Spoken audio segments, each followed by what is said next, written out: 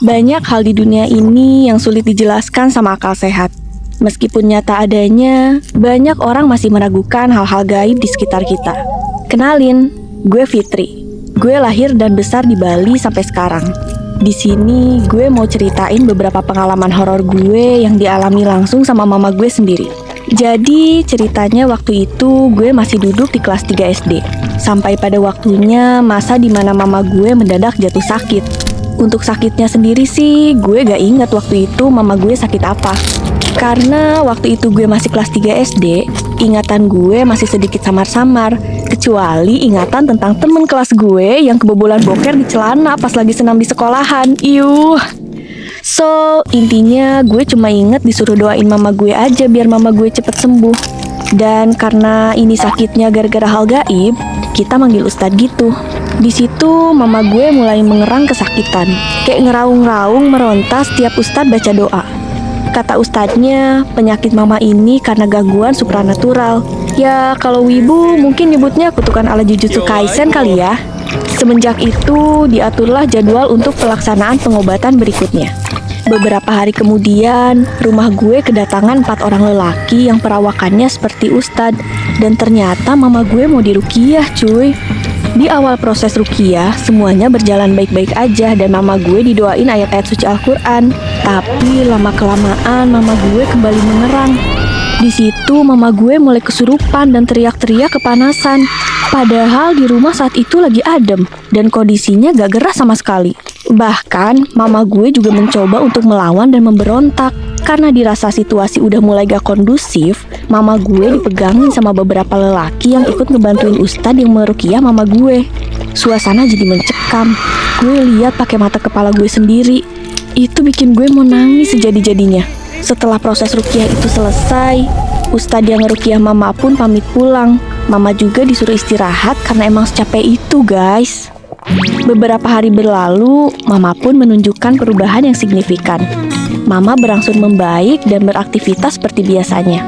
Gue pun jadi tenang, tapi namanya ketenangan itu bukan berarti semuanya membaik. Setahun kemudian, mama jatuh sakit lagi sampai benar-benar ngedrop. Dan kondisinya hampir sama kayak setahun yang lalu. Bapak gue udah khawatir dan mulai mewanti-wanti, takut seperti kejadian sebelumnya. Kabar mama gue sakit ternyata sampai ke kuping temen mama gue. Sebut saja namanya Om Samsul. Om Samsul ini teman mama yang udah lama dan Om Samsul sendiri merupakan anggota pengajian gitu. Jadi dia punya beberapa kenalan yang paham sama urusan yang begituan. Om Samsul nyaranin ke bapak gue buat coba berobat ke kenalan dia gitu dan bapak gue setuju. Karena hal supranatural gak akan bisa sembuh dan dilawan pakai cara biasa, apalagi hal medis. Supranatural ya harus dilawan dengan hal-hal religius. Saat hari dimana pengobatan dimulai, apa yang dikhawatirkan bapak gue akhirnya terjadi. Mama gue mulai cekikikan sendiri dan berakhir kesurupan lagi persis seperti setahun sebelumnya. Karena dirasa situasi mulai kisruh dan gak mau ganggu tetangga, akhirnya mama gue pun dibawa ke rumah Om Samsul. FYI, bapak gue tetap nemenin ya guys, jadi gak sendirian aja. Di rumah Om Samsul, mama gue bakal diobatin dan tinggal di sana untuk beberapa waktu sampai mama gue benar-benar sembuh. Mama tinggal di sana cukup lama, ada kali hampir sebulan, dan kejadian kesurupan itu selalu terjadi saat maghrib tiba. Jadi kalau siang mama gue normal kayak mama gue kalau lagi sehat. Bener-bener ada jadwalnya gitu loh. Dari banyaknya kesurupan mama selama pengobatan di sana, kejadian yang paling gue inget itu dimana mendadak mama lebih kuat 3 kali lipat dari biasanya saat ngeberontak.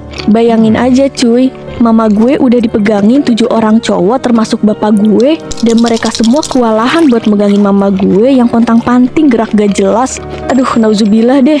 Mama gue ngeludahin lah, nendang-nendang lah, nyakar lah, gigit orang di sekitarnya yang berusaha buat megangin dia juga. Setelah lama kesurupan, akhirnya mama gue pun sadar meskipun belum sepenuhnya. Mama gue lemes banget, rambutnya acak-acakan kayak yang gak keurus. Karena haus, mama gue minta minum. Tapi herannya gak cuma segelas 2 gelas aja. Mama gue minta air 2 jerigen. Dan gak kalah herannya lagi, dia gak pipis ataupun ngerasa beser. Meskipun jerigennya gak gede-gede banget, tapi tuh air 2 jerigen diminum sekaligus. Gue speechless banget boy. Selama mama tinggal di rumah Om Samsul, rumah gue juga didoain buat dijauhin dari sesuatu yang buruk. Beberapa kali bapak gue juga pulang buat ambil beberapa baju ganti sama ngepel lantai rumah. Ngepelnya tuh pakai perasan daun kelor buat ngehalau aura negatif gitu deh katanya. Udah dirasa pulih, mama pun pulang. Dan yang gue denger-denger, waktu pengobatan kemarin, Ustadz yang ngobatin mama sempat ngusir satu jin buat keluar dari rumah gue. Setelah beberapa tahun ke depan, semua berjalan seperti semestinya. Sampai waktu dimana mama sama bapak gue dikasih amanah buat ngejaga bibi gue yang perempuan selama magang di Denpasar. FYI, gue tinggal di Denpasar, sedangkan bibi gue tinggal di Jembrana. Karena kebetulan di belakang rumah gue ada kosan yang baru dibangun, jadi bibi gue memutuskan untuk tinggal di sana selama magang berlangsung. Sebelum bibi gue tiba di Denpasar, mama gue ngide buat ngebersihin tuh kamar kosan biar waktu bibi gue nyampe tuh udah bersih. Capek habis bebersih, ketiduran lah mama gue di kamar itu.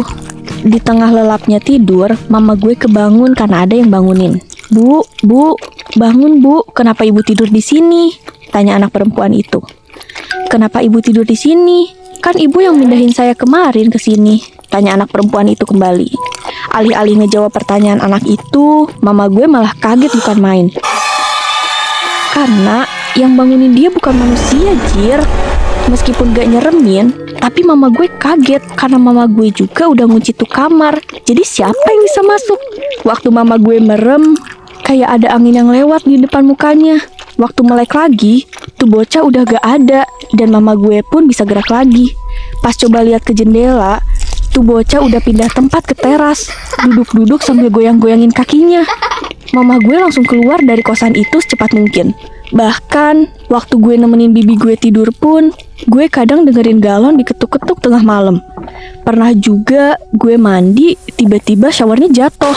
Kalau dugaan mama gue sih, kayaknya itu jin yang dipindahin sama Pak Ustadz yang ngobatin mama waktu itu. Selain itu, pengalaman supranatural lainnya, waktu itu mama gue pernah nih pagi-pagi tiba-tiba lemes terus lumpuh mendadak. Padahal aslinya sehat-sehat aja. Aneh kan? Bener-bener lumpuh mendadak, gak bisa jalan. Di situ mama gue panik banget. Hari itu mama gue cuma bisa tiduran aja. Mau pipis aja dibopong sama bapak gue ke kamar mandi. Karena keadaan ini didengar tetangga, akhirnya ada tetangga yang datang ke rumah buat jengukin mama. Karena dia sadar tumben-tumbenan mama gak keluar. Akhirnya beliau nawarin berobat ke kenalannya. Sebut saja namanya Pak Joko. Pak Joko pun ditelepon saat itu juga buat ke rumah ngobatin mama. Pak Joko pun menyanggupinya dan janji akan datang jam 8 malam. Yang bikin gue speechless, Pak Joko beneran datang ke rumah tepat waktu jam 8 teng. Padahal beliau belum pernah kesini sama sekali. Ya meskipun udah dikasih tahu alamat kan gak mudah langsung nyampe gitu aja. Habis itu kaki mama gue diurutin lah sama Pak Joko sambil dikasih air doa. Gak nunggu lama, besok lusa mama gue langsung bisa lari lagi di malam itu juga. Gue mau gak percaya, tapi gue lihat itu semua di depan mata kepala gue sendiri. Bahkan mama pernah sakit sesak nafas. Pas diobatin, ternyata ada paku 2 biji dari dalam dada mama gue yang posisinya udah karatan parah. Dan tali rafia warna merah yang dipakai iket tuh paku udah mau putus. Katanya yang ngobatin, ini emang ada yang iseng.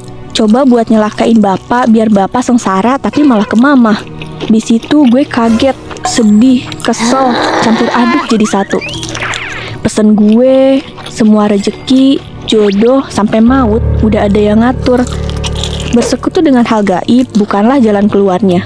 So, waspada ya teman-teman setiap penikmat gue punya cerita. Gue pamit dulu, bye. Bentar. Banyak hal di dunia ini yang sulit dijelaskan sama akal sehat. Meskipun nyata adanya, banyak... bentar. Bentar. Jangan dulu kok, gue dikirimin foto lucu. Salah, sorry. Tiba-tiba